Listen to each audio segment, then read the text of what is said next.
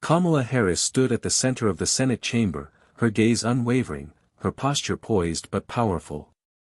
The weight of the room pressed down on her, every eye was fixed on her, waiting, anticipating. Across the floor, Mitch McConnell sat, his usual smirk barely concealing the arrogance in his eyes.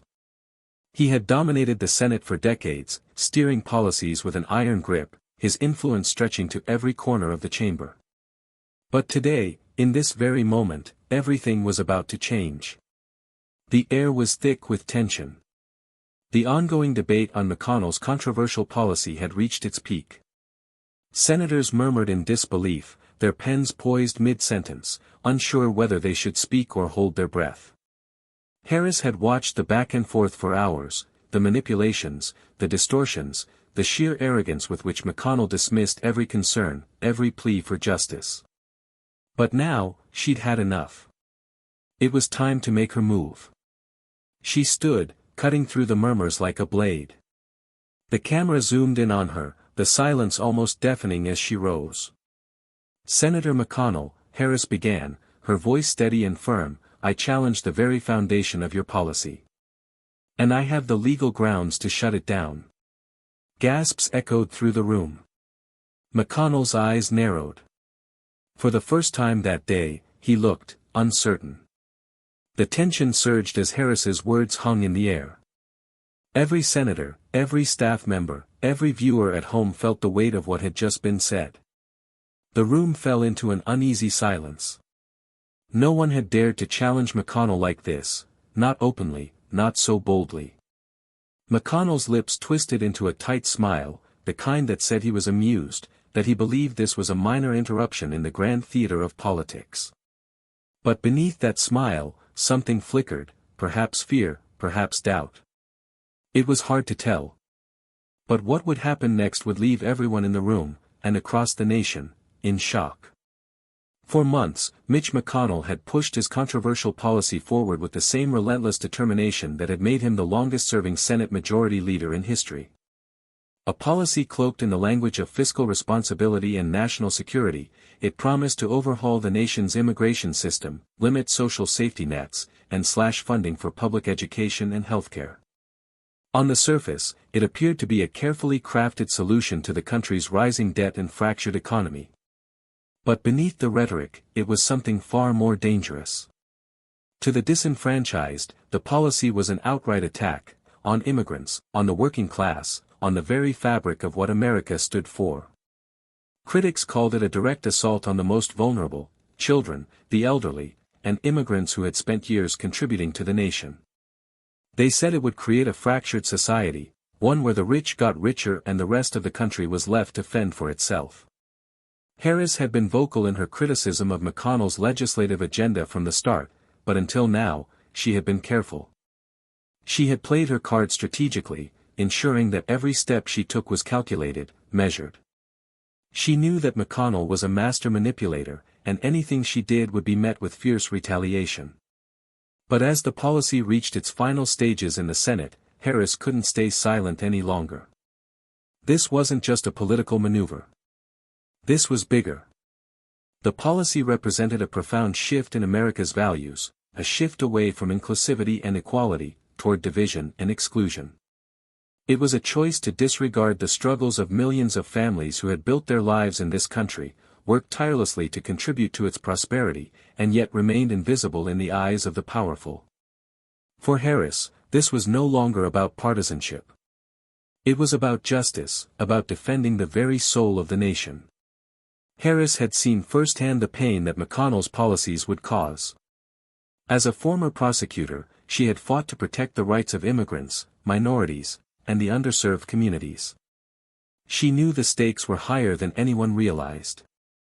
If McConnell's policy passed, it wouldn't just be a setback for marginalized communities, it would be a permanent scar on the nation's conscience, a victory for those who sought to divide, to exploit, to perpetuate inequality. But Harris wasn't just standing against McConnell. She was standing against a system that had allowed people like him to thrive unchecked for decades, a system that had ignored the cries for justice, equality, and opportunity. She had seen what the status quo had done to too many lives, the endless cycles of poverty, the lack of access to quality education and healthcare, the discrimination that stunted potential at every turn. Her challenge was not just a moment in time. It was the culmination of years of struggle. It was a call to action, a demand for a new path forward. She couldn't let this moment slip by. The world was watching. The country was waiting. McConnell's response would set the tone for the entire debate. He had dismissed the cries of the marginalized for too long. But Harris wasn't here to just talk. She was here to act. And what happened next, no one could have predicted. Mitch McConnell had spent more than 3 decades in the Senate, amassing power with a tenacity that few could match. He was a master of the game, a strategist who understood every angle, every lever of influence, every backroom deal. He wasn't just a politician, he was the architect of a machine that had driven the direction of American policy for years. He knew how to win. And winning, to McConnell, wasn't just about passing laws, it was about shaping the nation in his image. Born in 1942 in Alabama, McConnell had always been a student of power. Raised in a world where influence was wielded like a weapon, he quickly learned that compromise wasn't always the answer. He knew that, in order to control the Senate, he would have to bend the rules, play to his party's strengths, and, when necessary, bulldoze over anyone who stood in his way. He wasn't afraid to be ruthless, and it worked, time and time again. In the 1980s, McConnell made his mark by serving as the leader of the National Republican Senatorial Committee, helping his party secure a steady stream of victories across the country. But it was in the early 2000s, when the Republicans regained control of the Senate, that McConnell truly began to carve out his legacy. He took the position of minority leader in 2007 and later became the majority leader in 2015. But while many saw him as the tortoise of Senate politics, slow, steady, and calculated, he was anything but patient. McConnell didn't just wait for victories to come, he engineered them. He mastered the art of obstruction, using the Senate filibuster to block any piece of legislation that didn't align with his conservative values. In 2009, he declared, "The single most important thing we want to achieve is for President Obama to be a one-term president," setting the stage for years of partisan gridlock. It was his playbook: block anything from the left, push through anything from the right, and make sure that no matter what, the narrative was shaped by his party's interests. His refusal to allow a Supreme Court nominee under Obama's presidency became a textbook example of how far he would go to protect his side's power, even if it meant bending, or breaking, conventions. But McConnell's power wasn't just built on strategy.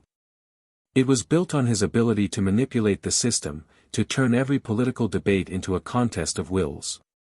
Whether it was the tax cuts of 2017, aimed at corporations and the wealthiest Americans, or his blocking of critical voting rights protections, McConnell's decisions had one thing in common: they always served the interests of the wealthy elite and the status quo. His policies were frequently praised by his party, but the consequences were far from hidden. He had overseen the dismantling of labor rights, the erosion of environmental protections, and the stacking of the judiciary with conservative ideologues, all while claiming that he was simply protecting the country from radical leftist ideologies. His rhetoric was wrapped in the language of patriotism, of tradition, but his policies often betrayed the very people he claimed to protect. And yet, despite the growing public dissatisfaction, McConnell's confidence never wavered. He saw himself as a protector of the conservative ideals that had shaped America for generations. He didn't just view the Senate as a legislative body; to him, it was a fortress, his fortress, and anyone who tried to breach it would have to contend with him. By the time Harris stood up to him in the Senate, McConnell believed himself to be untouchable. His most recent policy push, the one that had ignited the current debate, was a perfect example of his political style: sweeping, aggressive, and, most importantly, self-serving. It was framed as a necessary reform to fix the nation's broken immigration system, an issue he had long used as a political tool to energize his base. But in reality, the policy was designed to limit access to public services, cut funding to immigrant communities, and solidify his control over the conservative narrative in the country. For McConnell, the policy wasn't just about solving an issue, it was about keeping the immigrant population in check and reinforcing the system that had allowed him to remain in power for so long. But the very arrogance that had allowed McConnell to rise to the top of American politics had begun to work against him. His disregard for the voices of marginalized communities, his relentless push to dismantle the very institutions that supported the most vulnerable, and his refusal to acknowledge the changing tides of American demographics had left him exposed. Kamala Harris understood this better than anyone. She had watched McConnell's policies tear through communities like a bulldozer, leaving destruction in its wake. She had seen firsthand how his decisions had hurt real people, from immigrant families to the working class. And now, as she faced him across the Senate floor, she understood the stakes more clearly than ever. If McConnell's vision for America continued unchecked, it would leave a legacy of inequality and division for generations to come. For all his power, for all his manipulation, McConnell had made one critical misstep. He had underestimated Harris, and worse, he had underestimated the moral force that would rise against him. Harris had studied McConnell's every move, and now, it was time to dismantle his vision, piece by piece. But McConnell, ever confident, didn't believe that anyone, least of all Kamala Harris, could stop him. Kamala Harris's rise to political prominence wasn't a story of privilege or smooth ascension. It was forged in the fire of injustice, in the face of adversity, and on the backs of countless people whose struggles she'd witnessed firsthand. From the very beginning, her path was a testament to perseverance, to the understanding that the law could be a powerful tool, not just for the powerful, but for those who had been left behind. Born in 1964 in Oakland, California, Kamala was the daughter of immigrants, her mother, Shyamala, a biologist from India, and her father, Donald, a Jamaican economist. They met during their college years, two immigrants coming together in the heart of America's political awakening. They had dreams for their daughter, dreams rooted in a belief that America could be better, that it could be a land of opportunity for those who worked hard enough, no matter where they came from. But Kamala's childhood wasn't just defined by love and hope. It was also shaped by the sting of inequality. Growing up in the racially charged atmosphere of 1970s California, Kamala saw firsthand how prejudice and systemic bias affected those around her. She was raised in a country where people of color were told to be grateful for any opportunity, where being anything other than white often meant being overlooked or denied. But her mother, strong-willed and fiercely independent, would not let that reality define her children. She taught Kamala the value of hard work, of education, and of standing up for what was right, even when the odds were stacked against you. At a young age, Kamala understood the meaning of struggle, of fighting not just for your own future, but for the future of those who couldn't fight for themselves. Her experiences, both at home and in the world around her, ignited a passion for justice, a desire to ensure that the scales of law weren't tilted in favor of those with wealth, influence, or power. Her decision to enter law school wasn't just about personal ambition, it was about making a difference. She wanted to be in the fight, standing up for people who had been silenced, for communities that had been overlooked, and for the marginalized that had long been ignored by those in power. She went to Howard University, one of the most prestigious historically black colleges in the country, where she found a community that shared her desire to change the system. But even at Howard, she knew that a degree alone wouldn't be enough, there would be hard, bitter battles ahead. After graduating from law school at the University of California, Hastings, Kamala entered public service. She first worked as a prosecutor in Alameda County, where she took on the tough cases, the ones that didn't get the headlines but affected the lives of real people. She wasn't interested in the easy wins or the high-profile cases. She wanted to give voice to the voiceless, to hold those accountable who thought they could escape justice simply because they were rich, connected, or powerful. Her early career wasn't without sacrifice. She worked long hours, often at the expense of her personal life. The cases she worked on were draining, and the injustices she encountered were infuriating. But it was through this work that Kamala developed the legal expertise that would become the cornerstone of her career. She learned how to navigate the complexities of the law, how to fight for what was right even when it seemed like the system was rigged against you. And through every battle, she became more and more determined to use the law as a shield for the oppressed and as a weapon against those who abused their power. Her political career was not a quick or easy climb. In 2003, she ran for district attorney of San Francisco. Her opponents were well-established political figures, many of whom had the connections, the name recognition, and the political backing to dominate the race. But Kamala had something that they didn't, an unshakable commitment to reform and an unrelenting belief that the system could be made better. She won the race, becoming the first woman, the first black woman, and the first South Asian woman to hold the position of district attorney in San Francisco. As DA, Kamala pushed for bold reforms. She didn't just seek convictions, she sought justice. She focused on programs aimed at reducing recidivism, on creating alternative sentencing options for nonviolent offenders, and on addressing the root causes of crime. She understood that the law wasn't just about punishment, it was about transformation, about giving people a second chance. But it wasn't just her role as a prosecutor or DA that brought Kamala into the political spotlight. It was her unflinching commitment to the people that propelled her forward. In 2010, she became California's Attorney General, the first woman of color to hold the office.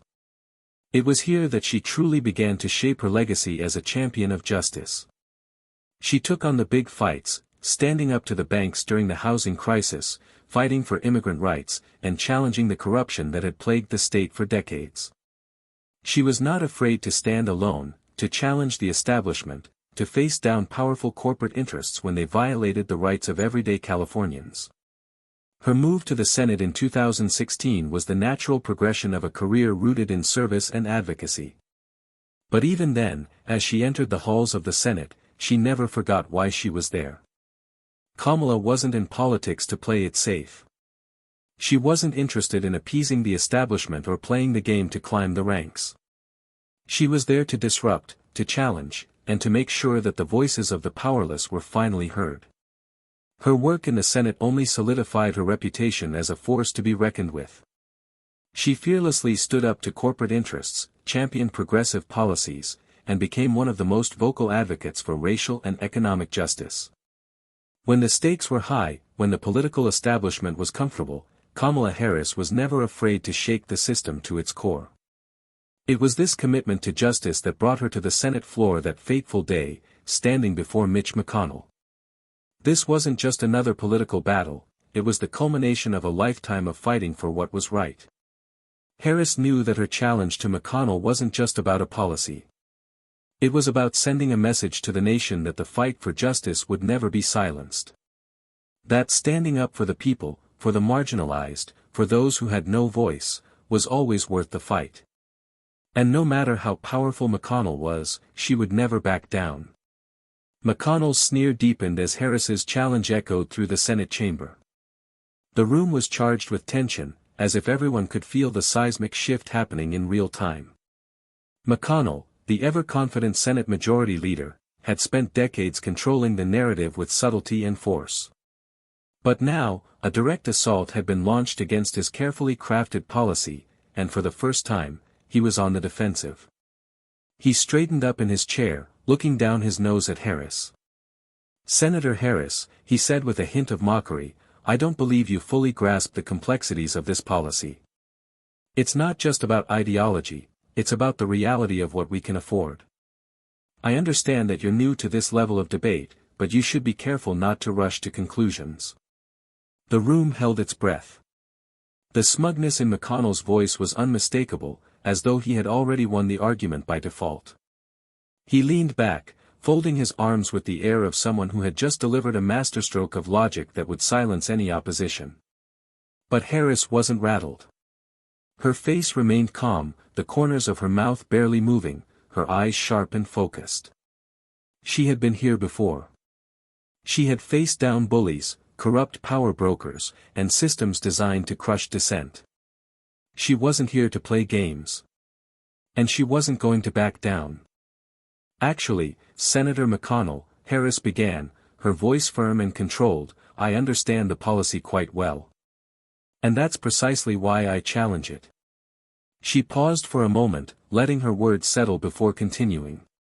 "This policy isn't about economic necessity. It's about consolidating power and excluding those who have made this country what it is. I don't need to be here for decades to know that this is wrong. The silence in the room was deafening, and McConnell's face tightened. The dismissive air that had dominated him only moments earlier now seemed to evaporate. He opened his mouth to speak, but Harris was already ahead of him. You see, Senator, it's not that I don't understand the details of your proposal. I do. The real issue here is what you're willing to sacrifice for the sake of your agenda. Her tone remained calm, but there was an edge to it, a calculated sharpness that cut through McConnell's bravado. You're willing to sacrifice the most vulnerable among us, the working families, the immigrants who've worked for this country, all in the name of cutting costs and consolidating power. And that's where you've lost the plot. McConnell's mouth opened slightly, his eyes narrowing as he leaned forward, trying to match Harris's intensity. You're oversimplifying things, Senator, he said, his voice growing a bit louder, more defensive. This is about the survival of our nation, the financial future of the American people. It's about reducing the deficit. And you, he gestured sharply at Harris, you, Senator Harris, want to ignore the realities we're facing. You want to push a radical, dangerous agenda that will plunge us even further into debt. You can't simply legislate your way out of a crisis. His words were sharper now, more clipped, and his voice wavered just enough to betray a sense of desperation. The calm that had marked his earlier remarks had started to crack. He had expected Harris to fold under pressure, to be intimidated into backpedaling. But she didn't budge. I'm not ignoring reality, Senator McConnell, Harris responded, her voice a cool counterpoint to his growing aggression. I'm facing it head-on. The reality is, your policy leaves millions behind. It places an unbearable burden on the most marginalized and offers no real solutions for the future. Cutting vital programs for immigrants and the working poor will only deepen the very problems you claim to be solving. Her words were precise, surgical, like a legal argument unfolding before a judge.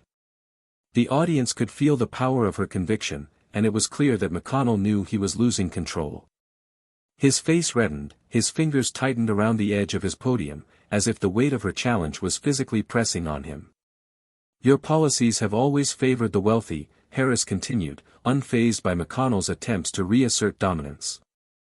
And you've managed to spin this as fiscal conservatism. But here's the truth, Senator, it's about power. You're using this policy to further entrench the status quo, to keep the same elites at the top while pushing everyone else to the margins. Don't pretend this is about anything else. McConnell's expression twisted, and for a moment, the cool, calculating politician seemed to unravel. His usual posture, that of the immovable leader, now seemed strained, like he was struggling to hold on to his last semblance of control. I will not sit here and listen to you accuse me of, McConnell began, but Harris cut him off, her tone firm. Senator, you have no right to lecture me about fiscal responsibility, especially when your policies are designed to pad the pockets of those who need it the least. It's your policies that are bankrupting this nation, not the people you want to scapegoat. McConnell's face twisted into a scowl, his voice rising in pitch. You can't just throw around accusations like that. But Harris was in full command now, and McConnell's deflections were no match for her. This is about more than policy, Senator, she said, her voice calm yet undeniably powerful. It's about the future of this country, and what kind of nation we want to be. A nation that gives power to the few at the expense of the many? Or one that stands for justice, equality, and opportunity for all? McConnell stammered for a response, but Harris's words had already landed. The room was silent again, the weight of her challenge hanging in the air, as the tide slowly turned in her favor. The battle wasn't over, but for the first time, it was clear that McConnell's confidence was slipping. And the stakes had just gotten higher. Kamala Harris paused for a moment, allowing the silence in the chamber to stretch out, the weight of the moment hanging heavy in the air. McConnell, visibly rattled, leaned forward in his chair, trying to regain the upper hand, but Harris was already in full control. She was calm, deliberate, methodical in her approach, but there was a sharpness to her words that cut through the tension like a blade. Senator McConnell, she began, her voice steady, yet carrying the weight of a courtroom verdict, "I'm not here for politics. I'm here for justice. And I'm here to remind you that the Constitution is the highest law of the land. And that," she paused for effect, allowing the tension to build, "is where your policy falls apart." McConnell's jaw tightened. He opened his mouth to retort, but Harris was already several steps ahead. She pressed on, knowing this was her moment to strike. The room was hanging on every word. "Let's talk about the Constitution," Harris continued, her tone sharp. "You see, Senator, Article 1, Section 8 gives Congress the authority to regulate immigration. But nowhere in that section does it say we can strip away the rights of individuals based on their nationality or legal status. Your policy is not about legal oversight, it's a direct violation of the Equal Protection Clause of the 14th Amendment." A ripple of whispers spread across the room. McConnell's face shifted, a flicker of concern in his eyes, though he tried to mask it with a defensive sneer. Harris took another step forward, her voice unwavering. "The 14th Amendment, Senator, guarantees equal protection under the law to all persons, regardless of their citizenship status. Your policy seeks to discriminate against those who have lived, worked, and contributed to this country. This isn't just a policy disagreement, Senator, it's a violation of constitutional rights." She paused again, letting the words settle in. McConnell's lips pressed together tightly as if trying to force his retort, but nothing came. "You claim this is about fiscal responsibility, about cutting costs and balancing the budget," Harris continued, picking up the pace. "But I'll remind you of a simple fact, your policy targets the vulnerable, the immigrants who work in our fields, build our infrastructure, care for our families. These people aren't a burden, they're the backbone of our economy. And if we're talking about fiscal responsibility, let's talk about the costs of turning our backs on them." She stepped closer to the podium, her presence commanding attention. "You want to save money by cutting public services for the poor and working class, but your tax cuts for the wealthiest Americans cost the country trillions. Let's be clear, this isn't about fiscal conservatism, Senator. It's about reinforcing a system that benefits the rich and punishes the poor. And that's where your policy fails. It's built on the idea that some lives matter more than others." McConnell's expression flickered, and for the first time, he looked less certain of himself. The confident, domineering figure was beginning to show cracks. Harris wasn't just refuting his arguments, she was shattering the very foundation of his claims. "You're relying on scare tactics, Senator," she said, her voice cutting through the growing murmur of the chamber. "You've sold your policy to the American people as a necessary step to protect jobs, to protect our borders. But let's talk about the reality of your plan. Your proposal would strip healthcare from millions, would send families into further poverty, and would punish workers for the simple crime of being immigrants in this country." Harris paused, scanning the room, letting the enormity of her words sink in. She could see the ripple of doubt spreading through the chamber, hear the whispers, the subtle shifts in the way her opponents were looking at McConnell now. The facade was crumbling. "And while you claim that this policy is about fairness," Harris continued, her voice now cutting through the room like a knife, "let's not forget the words of the Supreme Court in United States v. Windsor, when they ruled that the rights of individuals cannot be violated by the government's overreach. You're asking us to disregard decades of legal precedent, to undermine the very principles this country was founded on, all in the name of political convenience."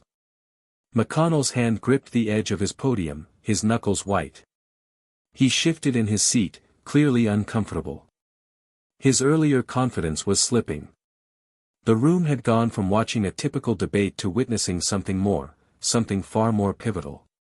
"Senator," Harris said, her voice softer now, but no less commanding, "you know as well as I do that the courts will strike down this policy the moment it is challenged. And when that happens, it won't just be a legal defeat. It will be a moral one. This country will not stand for laws that are unjust, that discriminate against our neighbors, against our families." Harris's words landed with precision, each fact, each legal precedent, hitting McConnell with the force of a sledgehammer. His face had drained of color, his earlier bravado replaced by uncertainty. She wasn't just fighting policy, she was dismantling McConnell's entire strategy, exposing the cracks in his carefully constructed narrative. The room was quiet now.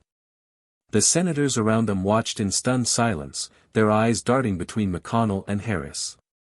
The usual rhythm of debate, the back and forth, the insults, the theater, had all but disappeared. This was no longer just a policy discussion, this was a battle for the soul of the nation, and Harris was winning. "Let me be clear," Harris said, her voice now a steady, powerful force. "This is about more than a policy, it's about our values. It's about whether we believe in a nation that stands for justice, for equality, for the rights of every person, or if we choose to turn our backs on those who need us most. I choose justice, Senator. I choose equality. And I choose a country where every person has the right to live with dignity." There was no more deflection from McConnell, no more dismissive remarks or attempts to undermine Harris's position. He simply sat there, staring ahead, his face betraying a sense of defeat that he couldn't mask any longer. His policy, his entire argument, had been dismantled in a matter of moments.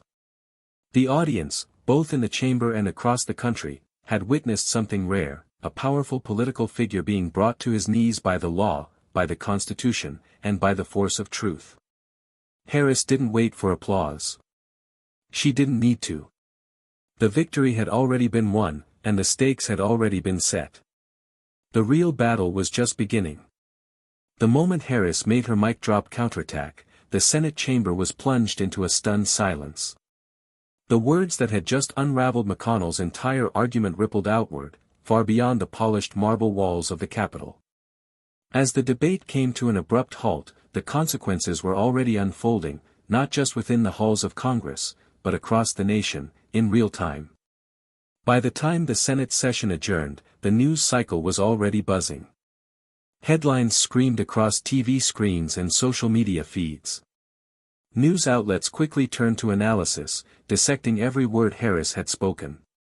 Her legal acumen, her calm demeanor, and her precise dismantling of McConnell's argument were the subject of praise from every corner of the media landscape. On MSNBC, analysts were visibly stunned. In a single moment, Kamala Harris proved that she's more than just a senator, she's a force to be reckoned with, one commentator said, his voice cracking with admiration.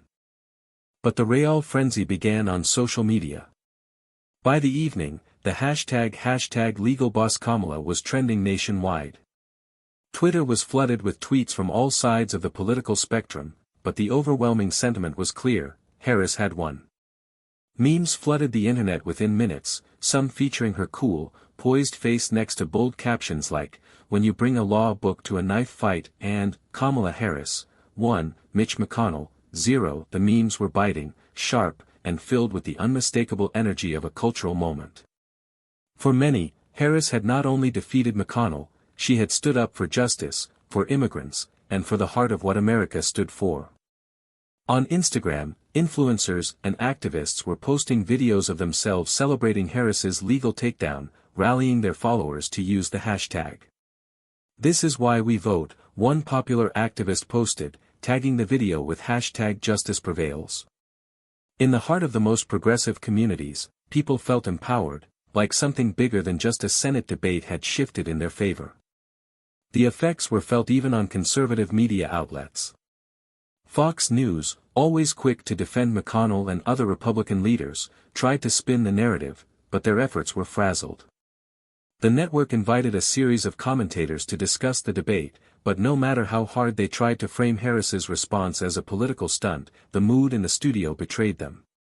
One pundit even went so far as to call her dangerously ambitious, but it was clear that their spin wasn't sticking. The hashtag #KamalaGotM was everywhere, as even conservative-leaning commentators found themselves acknowledging Harris's sharp legal mind. Even McConnell's team, usually so calculated and controlled, was scrambling.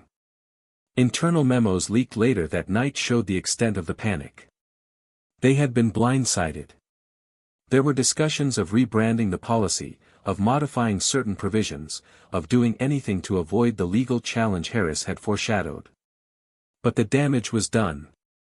The policy, which had once seemed like a sure thing, was now under an unrelenting microscope. Media outlets began to pick apart the flaws in McConnell's arguments, drawing attention to the legal precedents Harris had referenced and the glaring constitutional violations of his proposals. The political landscape had shifted. The once unassailable McConnell was now facing a barrage of scrutiny. While he had been able to push his policies through for years, his credibility had been severely damaged. His team's attempts to rally support were met with resistance from both Democrats and Republicans, as they realized that aligning with a man who had just been decisively outclassed on the Senate floor would cost them politically. On social media, McConnell's face was turned into a symbol of frustration, his attempts to defend himself becoming the subject of sarcastic gifs and viral posts mocking his inability to recover from Harris's attack. Even President Biden, who had largely stayed out of the debate, felt the pressure to weigh in. A tweet from the official White House account read, "Kamala Harris's response today was a shining example of what it means to defend the Constitution. She showed us all that leadership is not about power, it's about principle." The cultural ripple effect was undeniable. In the days that followed, there was a renewed surge in grassroots activism. Progressive organizations saw a spike in donations and volunteer sign-ups. Harris's supporters felt as though they had just witnessed a rare moment of true justice in the American political system, a moment where power, arrogance, and money were held in check by the law and by someone who stood up for what was right. Kamala Harris's legal response wasn't just a victory for Democrats or for progressives, one political analyst on CNN remarked the next day. It was a victory for anyone who believes that the law is a tool for justice, and not a weapon for the powerful. As the weekend drew to a close, Harris had become more than just a senator from California, she had become a symbol. The conversation wasn't just about the policies she had defeated, it was about the future of the American political system. Her success was a powerful reminder that the law could be wielded not just by the elite, but by those who truly cared about the greater good. The impact on McConnell, on the other hand, was harder to gauge. For years, he had been the master of Senate procedure, the puppet master behind much of the country's legislative machinery. But now, his policy agenda had been irrevocably changed. His legacy was tarnished, his political capital depleted. The weeks that followed would see him in damage control mode, trying to rally support, but it was clear that the narrative had already shifted. McConnell's influence, which had once seemed all-powerful, was now in jeopardy. The public perception of him, once untouchable, was now marked by one undeniable truth: he had been outsmarted, outmaneuvered, and ultimately defeated by Kamala Harris. And for those who had long fought for justice and equity, Harris's victory felt like a watershed moment, a moment where the voice of reason, grounded in law and justice, had shattered the status quo. The ripple effect of her legal brilliance would reverberate through the political world for years to come. The debate had ended. The tension that had gripped the Senate chamber, the moment of confrontation that had been so palpable, now seemed distant. The room had fallen silent in the aftermath of Kamala Harris's legal counterattack. McConnell, once brimming with certainty, sat in stunned silence, his carefully constructed policy unraveling before him. But Harris, unflinching, stood tall, her victory not just in the argument, but in the very principles she had defended. As the Senate adjourned and the cameras clicked off, Harris walked out of the chamber, her head held high. The weight of the moment had not been lost on her, she knew this fight was bigger than just one policy, bigger than even McConnell. This was a battle for the soul of the nation, for the belief that justice and the rule of law should guide every decision, not power, not privilege. In her statement to the press later that evening, Harris didn't focus on her personal triumph. Instead, she reframed the entire debate, elevating it to something more universal, something that would resonate far beyond the confines of Washington. "The events of today were not about me," Harris said, her voice steady and resolute. "They were about what this country stands for. What we, as a people, stand for. What we choose to believe in, and who we choose to be." She paused, letting her words sink in. The reporters, eager to catch every syllable, hung on her every word. But it wasn't just the reporters. It was the people watching at home, the families gathered around dinner tables, the activists planning their next steps, the citizens who had for too long felt unheard. This was their moment, too. The law is not a weapon for the powerful to wield against the vulnerable, Harris continued, her voice gaining strength. It is a shield for the people. It is a promise that no matter who you are, no matter where you come from, you deserve to be treated with dignity. You deserve justice. The law exists to protect those who have no voice. It is not meant to silence them. Her words echoed through the airwaves, resonating with the millions who had been following her every move. It wasn't just a policy debate anymore. This was about something deeper, the soul of the nation, the belief that every citizen deserves equality under the law, that no person should be treated as less than another simply because of their background, their race, or their status. What we witnessed today, Harris continued, was not a clash of ideologies, but a clash of values. We saw a policy that sought to divide us, to pit one group of people against another. We saw a policy that disregarded the very principles that make this country great, fairness, equality, and the belief that everyone, regardless of their background, deserves a chance to thrive. Her voice was unwavering as she spoke, her words resonating with the clarity of truth. But we also saw something else. We saw the strength of the people. We saw the strength of the law. And we saw the power of standing up for what is right, even when the odds seem insurmountable. The camera zoomed in on her face as she looked directly into the lens, speaking not just to the gathered reporters, but to the millions watching across the country. This is what leadership looks like, she said, her eyes shining with the conviction that had carried her through the battle. Leadership is not about power. It's not about pushing an agenda or scoring political points. Leadership is about standing up for justice when it's hard. Leadership is about standing up for the truth, even when it means taking on the most powerful forces in this country. Leadership is about making sure that everyone, every person, every family, has the opportunity to live with dignity. Her words were a call to action. A rallying cry to those who had fought for justice for so long and felt their voices stifled. A reminder that the fight was far from over, but that it was worth fighting. That the laws of the land, no matter how often they were twisted or ignored, still had the power to protect the people. Make no mistake, Harris continued, her gaze unwavering, this is not just a political battle. This is a fight for the soul of America. It's a fight to determine what kind of country we will be. Will we be a country that stands for justice and equality, or will we be a country that turns its back on its most vulnerable, its most marginalized? That's the choice we face today.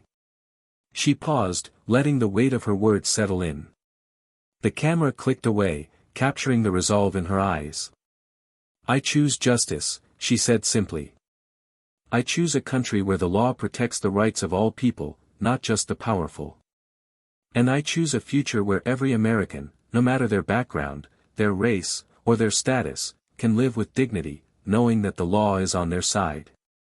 In that moment, Harris had not just delivered a victory over McConnell. She had delivered a message to the nation, a message that would resonate long after the debate had ended.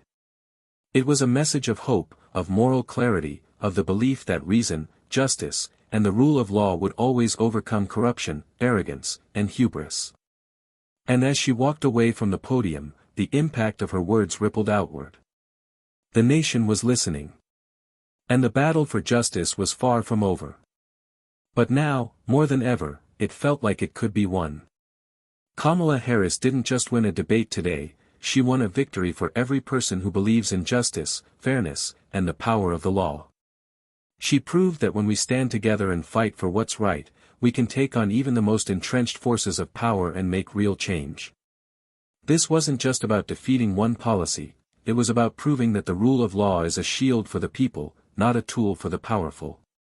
But this fight doesn't end here. The truth is, there are many more battles to be fought, and we all have a part to play. What Harris did today is a reminder that our voices matter, that we have the power to stand up for those who have been silenced and forgotten. Now, it's up to us to carry that fight forward. So, what will you do to make your voice heard? What will you do to be a part of this movement for justice?